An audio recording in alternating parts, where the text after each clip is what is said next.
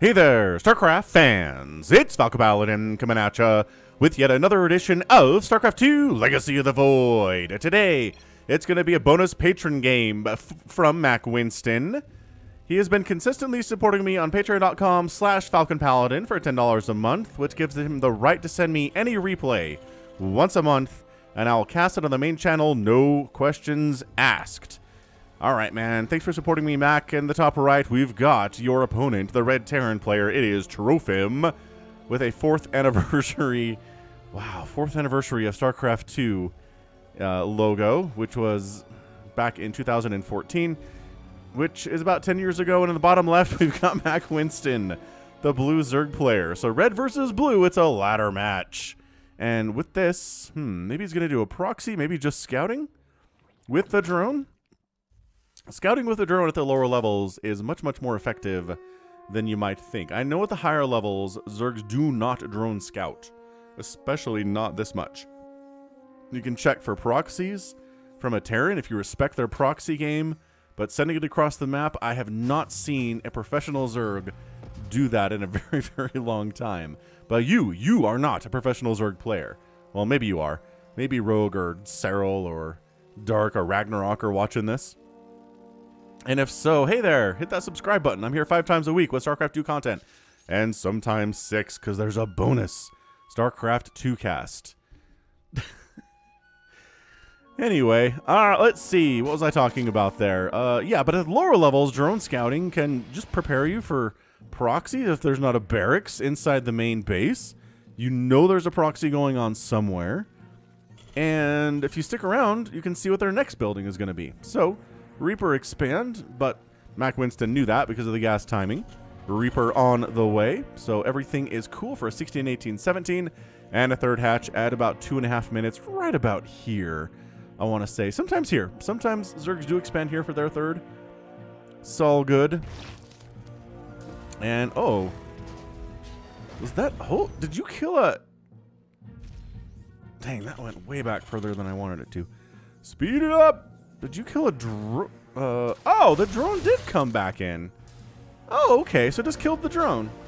I thought maybe that was a critter that was killed. I'm not sure if there are any critters on this map, actually, though. Are there any dogs running around? I know there's the bots, cleaning bots, but they're not alive. I mean, if they die, I'm going to feel a little bit sad, but not as much as the dogs dying on this map. So I think it's just cleaning bots running around, doing their best to keep this place clean from, like, I don't know, blood and guts and, like, creep. I feel bad about cleaning bots that have to deal with creep, because, like, you can't. You're not strong enough to do that. Anyway, Reaper hopping up. It's 1-1. 1-1 was a Reaper, and 1-2 was 1-2. 1-1, 1-1 game, and 1-2, 1-1-2. That's really good. That is some creative writing there. I don't know who that was. I don't know if it was Mr. Atwell or not, but fantastic Reaper name. Just 1-1 here. MackWinston, either third base or Roach Horn. I kind of feel like those are the rules in a ZVT. Right? Like, either you're going to go for a third base at 2.5, 3 minutes, or you're going to get a Roach Warren. Trying to sit here on 2 bases with just Speedlings and Queens means you're behind economically. Trofim up here has got a second base up. He's upgrading to an orbital. His worker count is pretty nice at 24. You only have 21. So, yeah, either, like I said, Roach Warren, maybe a Lair Nidus, maybe like a crazy 2-base Muta play. There are some 2-base options here, but I don't see any of those things happening. So MackWinston, he's got some plans. He generally does. And there's the third base. All right, so 3.5 minutes, a little bit later than I'd like to see. But, you know, if you're going to pressure with some Speedlings here, not a terrible thing. Look at that. Yeah, going to win this battle. There you go, Marine down, Reaper.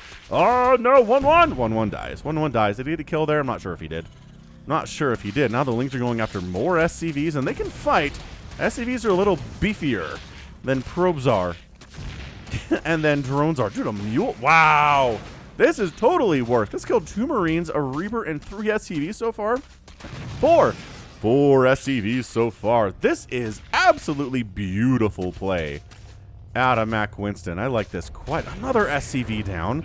Another SCV probably going to die. These Marines are like, can we get it? Can we do it? There's only 2 of us. They're too worried about this. They're certainly kind of worried about them too, but they're worried about the Lings. So the Lings back out, but wow.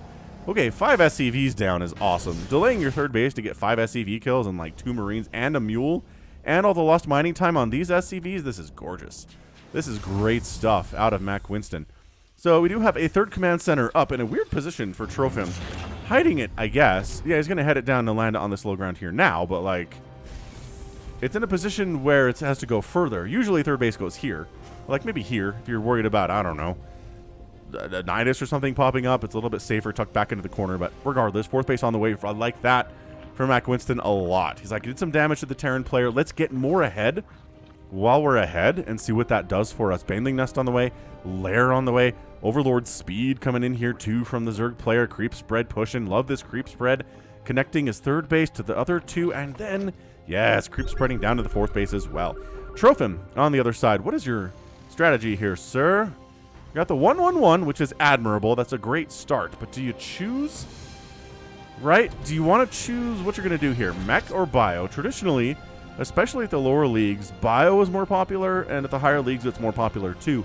But mech is pretty good about this level of StarCraft. If you can get up about 12 to like 14 Thors against a Zerg player at Platinum or Diamond or lower than that, you're going to have a pretty good time. It's pretty difficult for Zergs to deal with that, especially if you have some Hellbats mixed in, or even just some Hellions with Blue Flame to roast up those Zerglings. And it is double engineering base, so that tells me it's going to be additional barracks eventually. I mean, I'd love to see this from Trofim where he actually gets up. I guess he got a second barracks here, and a third barracks. He's doing it. All right, I was ranting about him not having barracks, and then while I was ranting, he threw up some barracks. So good job by him. Hydralisk Den on the way. Lurkers are one of those things that are much better at the lower leagues than even they are at the higher leagues. Like, good lurkers are good, right? No matter who's using them.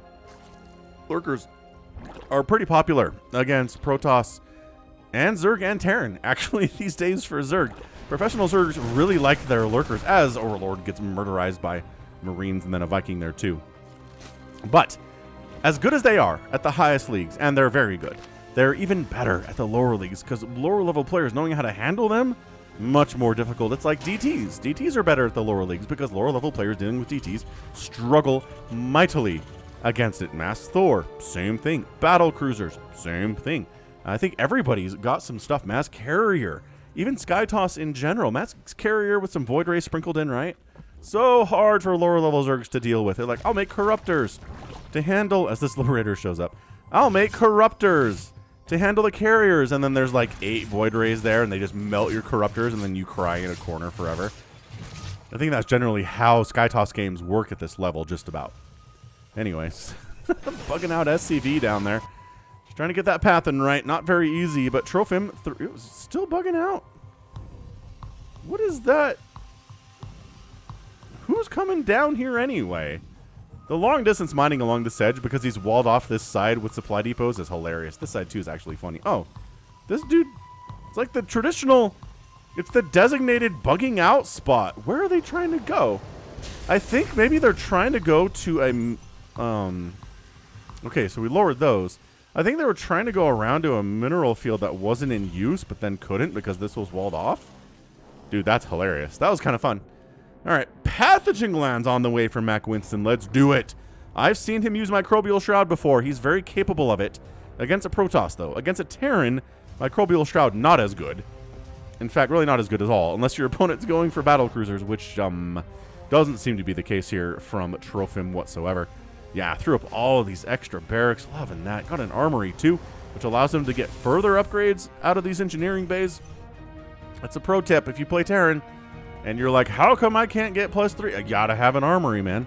Gotta have an armory to get those further upgrades. 1-1 is great for engineering bay, but further upgrades require more tech, which is the same for every race, right? The upgrades are locked behind Lair and Hive progression for Zergs, and for Protoss, they're locked behind Templar and Templar Archives progressions. So, tech and spending.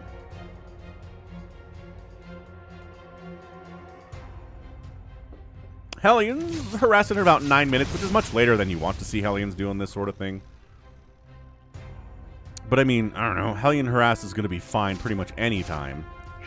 Unless, of course, you're getting chased down by a million lings. Oh, no. Oh, no. Okay, so MackWinston probably over-prepared for this. But he's got 61 army to the 92 of Trofim. Trofim, he's been working these barracks, man. He's got reactors on most of them. Tech Lab is working on upgrades for Combat Shield right now. He's got Medivacs and Widow Mines. Oh, Trofim. Trofim knows what's up in TVZ. He knows Widow Mines are good. He knows Marines with Medivacs are good. He knows you just need to avoid taking huge Baneling shots to the face, and you'll have a much better time in TVZ. But Infestors, fungling your Marines, and then rolling Banelings into them is so good. I wish more professional players would do that. But of course, they have to worry about enemy ghosts EMPing their Infestors, and that's not something Trofim's going to do today. Traditionally, how I like to explain StarCraft as a big leap. Baneling! Oh, look at him. He's backing out. He's backing out. Beautiful stuff there. Widow Mines need to burrow. Like, you just need to burrow on the edge here. Perfect. On the edge of the creep. Very well placed.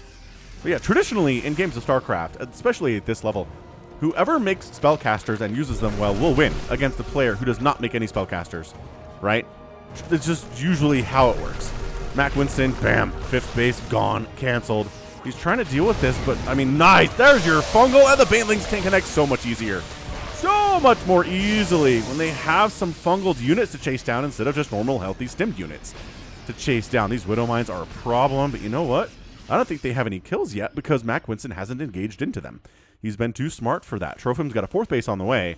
This is getting a little bit dicey here. Oh, Baneling connects. They tried to kill it, but the splash damage resulted in major damage to them anyway. Oh, pulling in, but friendly fire Widow Mine spikes? Kind of, but also the Widow Mines are getting cleaned up. That's exactly what you want to do as a Zerg player. Fungal on the Medivacs, and the Hydra's getting one of them anyway. Reinforcing Marines wandering right into their absolute nightmare as they get blown up. Well, not really blown up, but just spined in the face by Hydralisks. It's a spiny attack.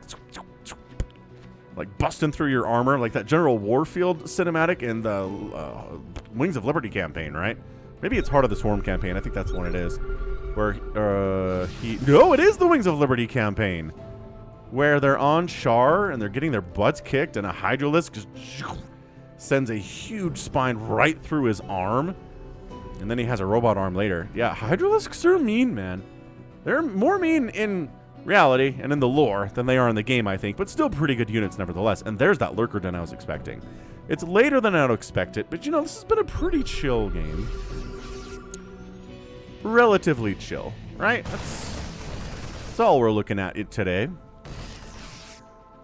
Lings jumping in, leaving a couple Marines behind. No man gets left behind except some of them. It's 155 to 128 supply. So bigger army for Trofim for sure. 95 to 71 is a humongous advantage, but guess what? Infestors are changing the play here. What is that Widow Mine even trying to do? What are these Widow Mines doing?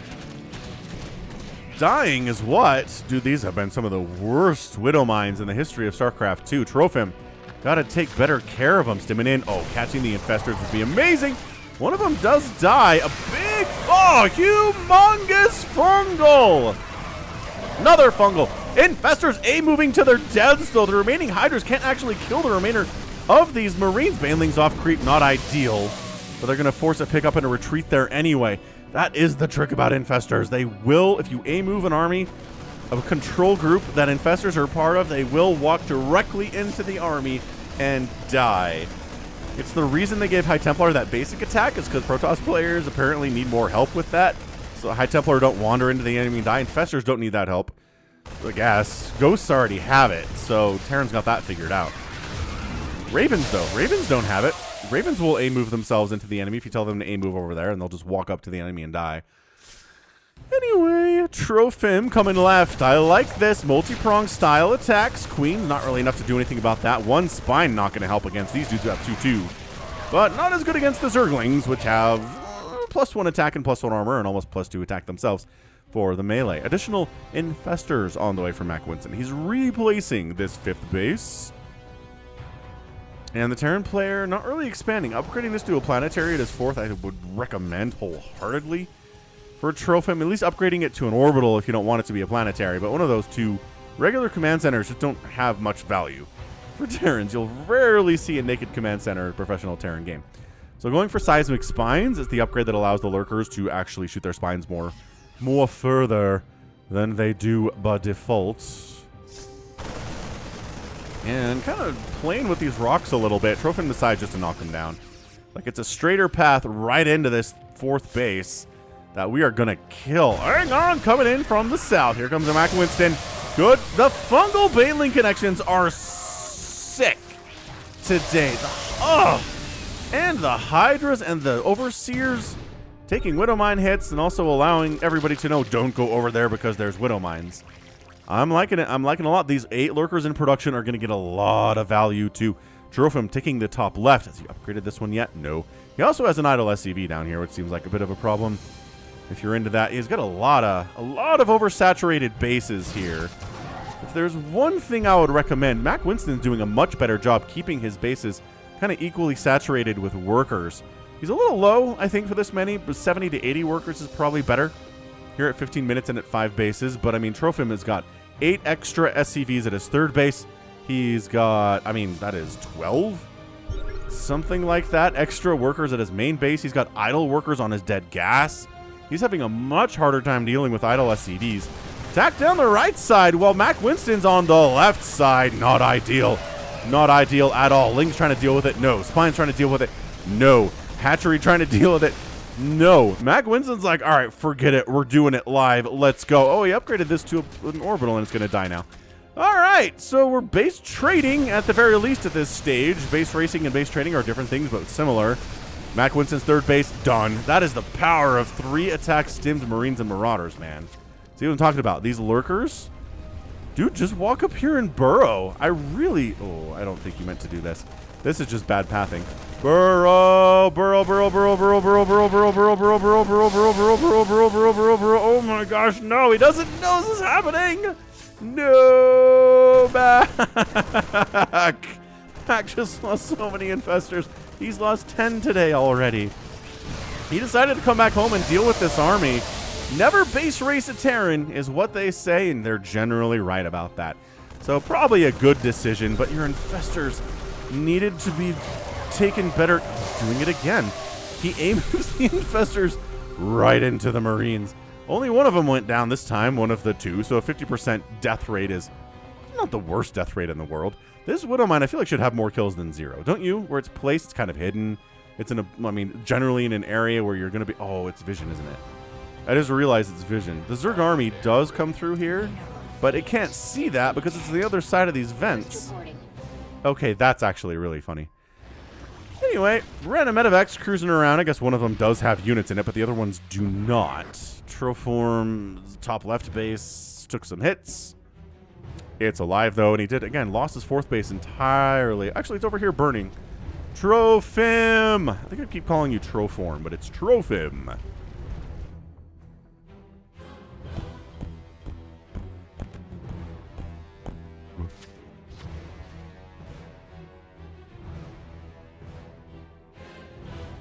Trofim pushing up, taking another direct fungal to the face. Did he EMP? Oh, he does have EMP. What a boss. Dude, he just EMP'd that infestor. Okay, all right. All right, Trofim, I'm aligned to you. I figured you would never make ghosts, but you're making ghosts and you're using EMP. So if you're going to do that, I would recommend getting the Enhanced Shockwave ability. It's an upgrade for the ghosts. It allows the Enhanced Shockwave, or the EMP, to have a bigger radius. It's like this big, but now it's this big. Okay, it's not that big, but it's bigger. MackWinston re-establishing a 5th base on the left side as this one keeps getting attacked and killed. Yeah, see, Trofim was going to kill this, but it's not there, so he's like, all right, coming in. Nice EMP. I think that largely caught the Hydras, but that infestor's low on energy anyway, so I don't know, maybe it caught her too. Entirely possible. Baneling's on creep. Oh, just obliterating the back half of that column for Trofim. Not a good place to be whatsoever for this poor group of Terran Marines, especially the worst. Lurker spines with seismic spines, outrange ghosts, so it can be tricky. What the professionals will do is have ghosts set them up in a concave, so the lurkers are only hitting part of their ghosts, and the other ones are getting some successful snipes off. If we get some snipes here, he knows how to EMP, does he know how to snipe? That's the larger question right now. So this group, I don't know what they're trying to do exactly. Losing a medevac there is brutal. Coming back around the other side here is Trofim. Fungal up. Nope. Widow Mine caught. Trying to hold. Trying to hold as much as Terranly possible here. Ugh. That Widowmine's got 2 kills now. That's pretty good. Scanning up. So, yeah, I mean, both players just kind of picking at each other, right? Resources lost 23,000 for Trofim, 22,000 for MackWinston, which is actually really good as a Zerg player. If you have lower resources lost than a Terran in 20 minutes, you're doing something right. And the Fungals are a big part of it, as are the Banelings.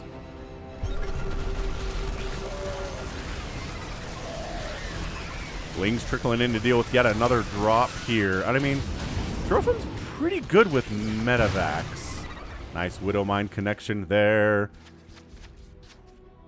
And without Mutalisks or Corruptors, Medivacs do a pretty good job running away from Hydras, especially if they have boost available. MackWinston says it's time for Ultralisks. Oh my gosh, 49 workers. MackWinston, okay, 15 drones are on the way. Good MackWinston. Make all of the drones up to 64. Much healthier number. That said, he's pushing. He's got nice fungals up. Gorgeous, beautiful fungals. Yeah. Very, very nice. Oh, the lurker spining in. There's the scan. The lurker gets focused. Very nice control here, honestly, from Trofim. I really have some complaints about him and his ability to use SCVs effectively, but you know, other than that, I think he's a pretty good Terran player overall. Yeah, I mean, Marines trade against Hydras amazingly well. Of course, Infestors, too. How many Infestors have died today? 18 Infestors have died today. Guess what? MackWinston has more resources lost than Trofim right now. The counterattack by Trofim looking strong. Maybe overstimming a little bit, but he's got some Medivacs in the sky. He can go twice as high. Hatch down. MackWinston loses his 5th. Trofim's macro, he just keeps showing up with new armies. Like, no matter how many he kills, no matter how many Marines MackWinston kills here today, Trofim has got another army ready to go. He's producing 8 Marines at a time. With the 3-3, these drones are like, oh, we were going to hide. Hey, fellow workers, unite against our oppressors. No, the SCVs do not help. They are not obligated to, obviously. Coming on down, Trofim's got a small army. Lurkers. Oh, that's a lot of lurkers all of a sudden. He doesn't have adaptive talons. He was sure to get seismic spines, but adaptive talons is definitely the next thing you should get after seismic spines is done. He recognizes that now. He's like, ah, crap. I forgot about adaptive talons. I definitely do that too in my games, man. Happens to the best of us. I guess even Cyril forgets about adrenal glands sometimes. We've seen that from him on the channel. We've seen it from him a bunch over the last year or so. I mean, not a bunch, but 3 times, which is weird. 3 times. Oh, a snipe. We got a snipe out. Look at that. Bam, sucker, and bam, sucker. It does take 2 snipes to kill a lurker, but still pretty effective. To bring a lurker down to, I mean, what, 30 HP with 1 snipe is amazing. Trofim.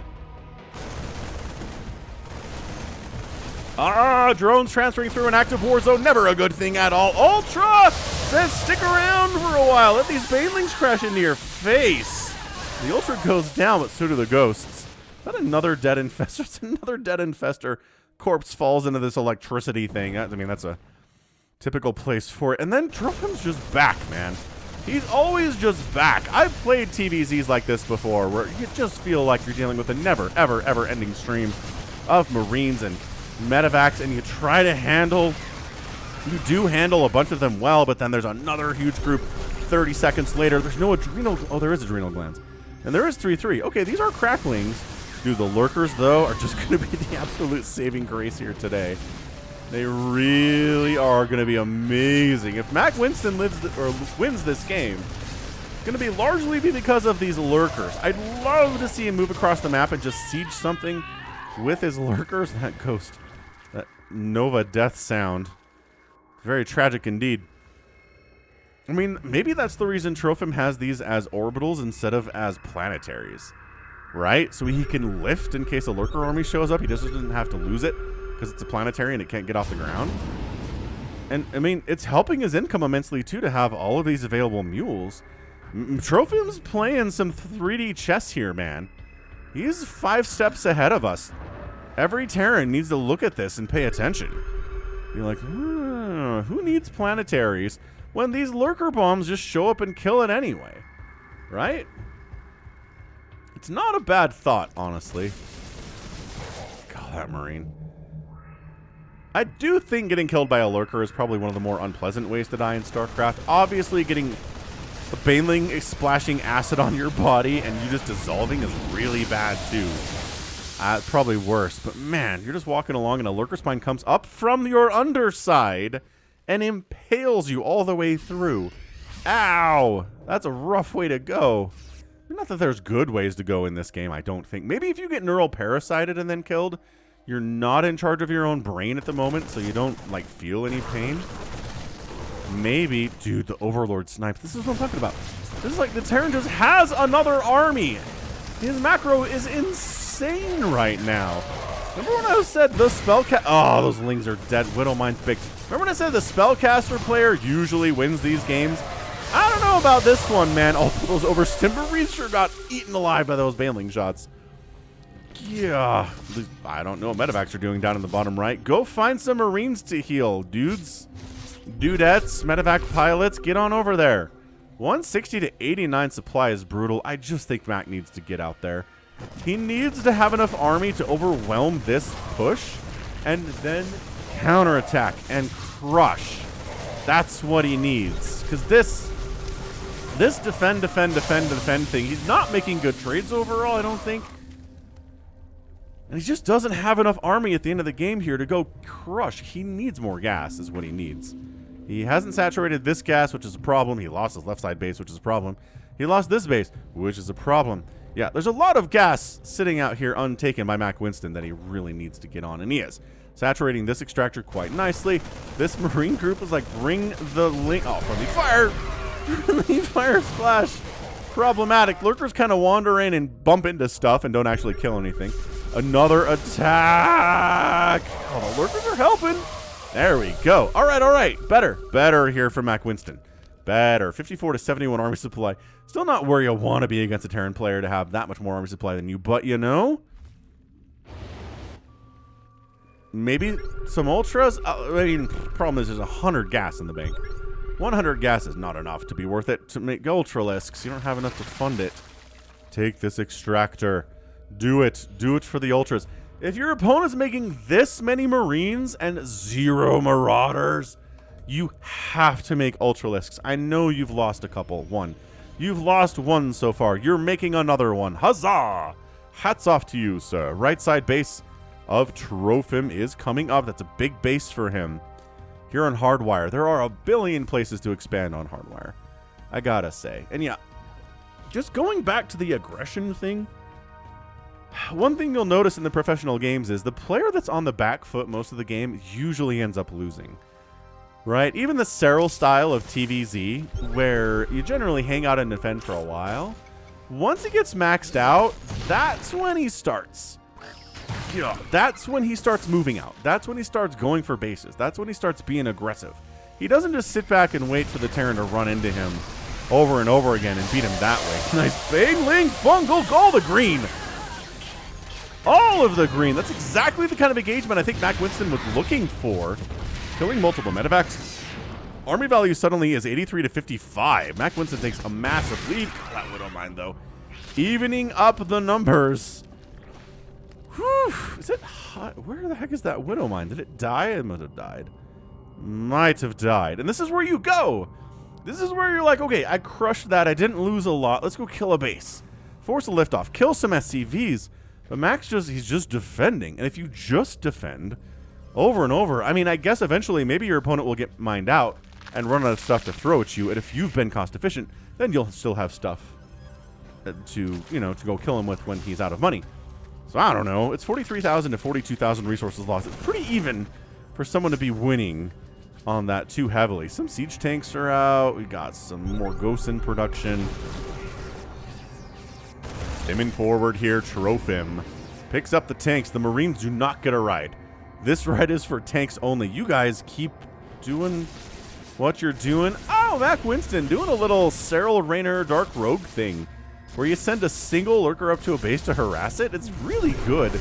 And it forces a big response here from the Terran, who's already back up to 93 armor supply, because Marines are very fast to make when you have a bunch of reactored barracks up. And they're cheap, and they hit hard, and they're strong. Having a 93 value army where most of its Marines is very, very good. Unless you got Fungals and Ultralisks and Banelings all up in your face, which is exactly what's happening here. The Hydras are stuck on the ramp a little bit. Ultra trying to move up here, but it's not the best engagement. Coming up a ramp into this is difficult, and Mac loses another whole bunch of stuff there. These Marines are almost dead, but almost dead is exactly not dead when it comes to StarCraft. They still hit as hard as they always do. They still have as much armor as they always do. It's just a matter of they are squishier because, Lurker is actually doing a great job against these overstimmed, already damaged Marines. Lurker down, though. Handful of Marines still fighting. 39 to 69, 18 Marines at a time in production. That's what we're getting here from Trofim. Trofim is a fantastically strong opponent right now. How's he doing with his SCVs? Bad. He is still doing bad with, oh my gosh, the idle SCV count has got to be through the roof right now. Are you kidding me? That's like a whole, and this is like a whole, he's oversaturating this. He needs to expand somewhere. And he is. He's expanding over here. Bring some SCVs over. There's only 6 working it. Expand here. I mean, I know we're running out of places to go, but there are still options on the field, and you should be able to defend them.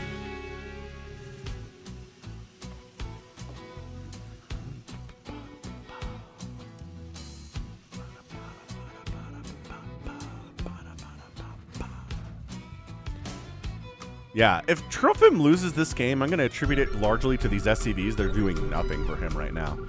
0 total things for him. They're not mining. They're not getting gas. They're not doing this gas really either. He is expanding over here with an Overlord watching it. Attack down right. Hatchery down. Ultra Baneling, very good. Very, very good against the Marines. Not as good against the siege tanks, but that's fine.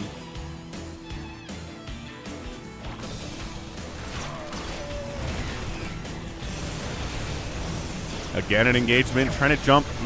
The ultra pathing here has really been a problem. What are you doing wandering around the backside of that group? What are you even trying to do there, Ultralisk? Ultralisk pathing is bad. MackWinston down to 50 total supply.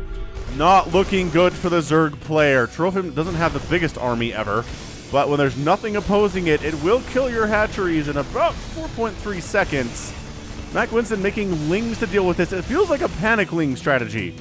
That's how I play. If I'm down and there's an army in my side of the map, I'm like, panic lings. Now look, he's got way more gas than minerals. He's had a hard time. A really hard time with this today. So he's just, all right, these lings can't deal with that army without Baneling support. We don't have really enough resources for that, I guess. So this is actually forcing Trofim to return home? I don't think it should.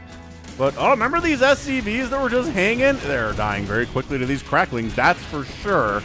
The SCV count plummeting precipitously here from Trofim, but also this hatch is taking huge hits. Oh, he goes home. No, he's bringing back. He wants to kill this hatch.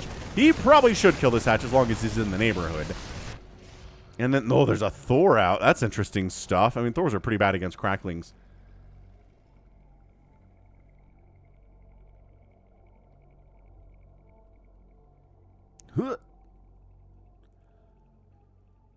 Trofim heading back home. He's still up 117 to 23 army supply. This should just be a Trofim A move speciality. I'm feeling like that's what I would do if I was Trofim. I'm like, all right, I'm killing all this nerd's bases. He only got 25 drones here. My income is hugely more than his. Let's go. We've got a Thor. We got a ton of Marines. Only thing that could ruin us is, I don't know, maybe some Ultralisks and Banelings and stuff. I don't think there's enough here for Mac. The fungal kind of whiffs. No, that's the worst feeling, and that's a good game. Well played. MackWinston taps out. What a boss. He sends in a loss for his Patreon cast of the month. 2 thumbs up. Heart emojis for you, Mac. I know it's hard to send in a loss, but I respect you so much for it. That is just such a mature thing to do. It's honestly one of the more mature things a StarCraft player can do. GGing out when you're losing and sending in losses to be cast by somebody on a channel that you follow. That's hard to do. Awesome. Really. And it's a great game. That's the thing. It takes a lot of responsibility to recognize that a game you played was really good, was really back and forth, even if you lost. Usually when I lose, I'm like, well, that just because this unit is bullcrap or because this is imbalanced. or because, this player is actually 2 leagues higher than I am, so obviously he won. But for him to recognize it was a really pretty good, evenly matched, back and forth all over the place here, and that he lost is just so good. So good. So hats off to you, MackWinston. Seriously, I'm impressed. End of the day, though, if you lose 8 hatcheries and 52 drones, it's hard to win a game. If you end up killing exactly 1 orbital of your opponent and 52 SCVs, that's fine. But yeah, I think at the end of the day, it really came down to just really never getting maxed out for MackWinston. He was close a couple times, but he was constantly dealing with the pressure from Pro Trofim, which is absolutely, Trofim deserves all the credit in the world for that. He'd played Terran down to a T almost. His idle SCV count was way too high on average throughout the game, but he was constantly pressuring. He knew if you let a Zerg player sit back and macro up, they're going to be much harder to deal with. So instead, what we're looking at is constant pressure, keep pressuring, kill drones, kill SCVs, and then everything's going to work out better for you as a Terran, and that's exactly what happened here. He even used some snipes and some EMPs, which means the rule of he who uses the spellcasters wins is moot. They both use spellcasters. The fungals were very good for MackWinston. That last one whiffed, but I don't think it really mattered anyway. That fungal wouldn't have killed anything here, and this army would still be here causing problems. So don't feel too bad about that one. But yeah, overall, 2 thumbs up. I give this one a wonderful grade as far as a Patron cast is concerned. And yeah, overall, I'd just say droning harder at better times and making sure your gas is saturated so you just have enough money. Once you get up to like 8 or 9 Ultralisks, suddenly this Marine Ball is a lot less scary, right? Suddenly you're just cleaving through it, murdering everything, and then you can counterattack, force liftoffs on orbitals, sure, kill SCVs, do it everywhere, keep the pressure up on the Terran, and then suddenly you're the one. You are the one who knocks at that point, as Heisenberg would say. But just overall, very fun game. Excellent job by Mac.